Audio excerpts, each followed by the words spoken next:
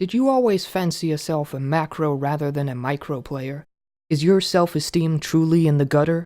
Do you also have more videos uploaded to YouTube than your channel's number of subscribers? Then it's time for you to become a Warwick main like me and learn the most mechanically easy. Well, it's time for you to join me in your transcendence of normal human emotion and become a Warwick main. This soulless, murdering bastard mercilessly slaughters yordles, animals, and sexy women alike. You can go with flexible damage builds and use Blood Razor as your jungle item, and your builds could look something like this. And if you feel like a massive cuck, then build Titanic Hydra and Cinderhulk and wish the victims good luck. For runes, you're gonna go attack speed Marks and Quints because your clear speed without it is complete trash, and because the jungle's been buffed and it's harder to get through. For the same reason we have armor seals, plus if someone tries to scrap with you pre-6, it's significantly easier to 1v1 them. Your glyphs will be scaling MR, flat MR, or scaling CDR depending on what you want or what the jungle matchup is. Flat magic resist is recommended versus junglers like Elise and maybe Diana. If you have a single nut in your sack, your masteries are going to look something like this. Make sure you pick up runic armor in the resolve tree and fervor of battle with piercing thoughts. And yes, Magic Pen is better than Armor Pen, even if you're building Blood Razor or Titanic Hydra. I see a lot of noobs instinctively starting Q at level 1 because it's an active damage spell, so it feels better to start with. One might think that because of the attack speed, you might want to start W at level 1, but trust your instincts, Q start at level 1 for Warwick is actually superior. You'll get W at level 2 and E at level 3. Start maxing W first, it gives you the most damage and chase potential. Don't max Q first like everyone else does. Putting points into your Q increases your damage by exactly 0. In fact, it doesn't even lower the cooldown.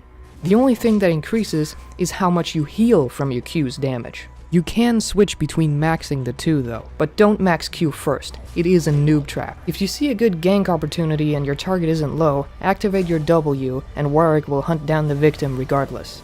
If you hold your Q down, you can lunge through people and it puts you on the other side of them, even if they flash or dash away. You can also use your Q through minions to escape from someone or to get to someone.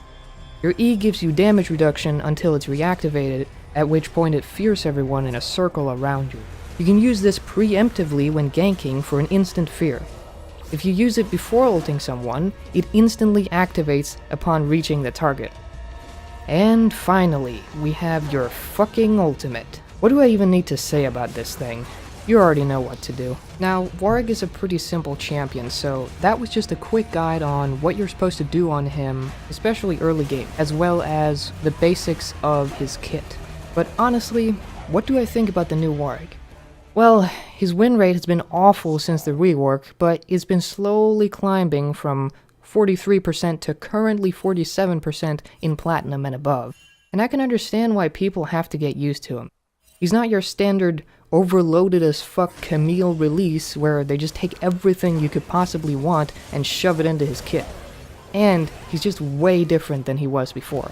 His pre-6 is much stronger, which is obviously very nice, and that kind of was the purpose of the rework, but his ultimate is also significantly weaker. Warwick has always been a one-trick pony, and the trick was his ultimate. The thing about his old ult was that it always worked no matter what. The damage part of it was actually guaranteed to go off, even if the suppression itself was cancelled by QSS or by the Warwick getting CC'd. The only thing that could cancel the damage from his ultimate was actually killing Warwick, which is why Guardian Angel was such an incredible item on him, because that meant that nobody could do anything against your damage no matter what.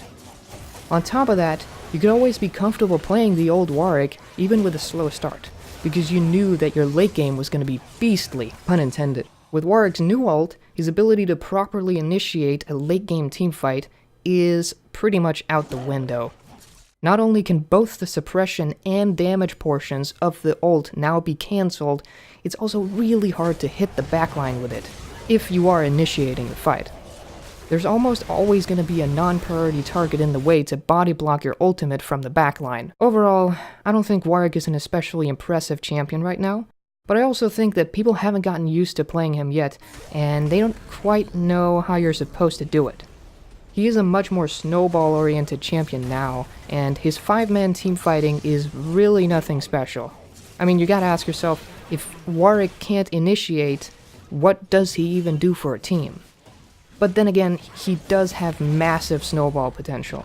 For me, Warwick has always been the champion I could pick whenever I stopped giving a shit about 0-14 bot lanes and the generally autistic 0 map awareness mid laner who just got to Diamond 5 by clearing minion waves on Xerath and Ziggs. He's the champion that I knew I could always have fun with, even if I lost, because there was always going to be that one moment during every game where you really screwed someone hardcore in what I like to call a real intimate 1v1 situation. So, will the new Warwick be a replacement for the old one? Probably not completely. He's too mechanically complex, and he now serves a radically different purpose in terms of gameplay. But will I add him to my pool of champions that I can bust out in ranked whenever I want to break somebody's balls? I don't know. With enough practice? Yeah, maybe I will.